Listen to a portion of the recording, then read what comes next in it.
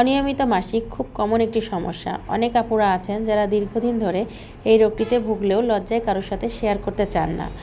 এই রোগটি দীর্ঘদিন পুষে রাখার ফলে এই রোগ থেকে একটা সময় বন্ধ্যাত্ব, জরায়ু টিউমার, জরায়ুতে ক্যান্সার, এমনকি মরণব্যাধিও হতে পারে।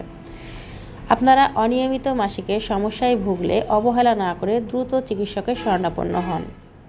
আসলে বাস্তব কথা হচ্ছে, হোমিওপ্যাথিতে অনিয়মিত মাসিক খুব সাধারণ একটি সমস্যা। ধৈর্য ধরে সর্বোচ্চ 2 থেকে 3 মাস হোমিও ওষুধ সেবন করলে আপনার অনিয়মিত মাসিক নিয়মিত হয়ে যাবে। অনেকেই আছে যারা ইচ্ছে মতো ফার্মেসি থেকে ওষুধ কিনে খান, যার ভয়াবহতা পরবর্তীতে উপলব্ধি করতে পারেন। আজে বাজে ওষুধ কিনে না খেয়ে আপনার নিকটস্থ অভিজ্ঞ রেজিস্টার হোমিওপ্যাথি ডাক্তারের পরামর্শক্রমে ওষুধ সেবন করুন।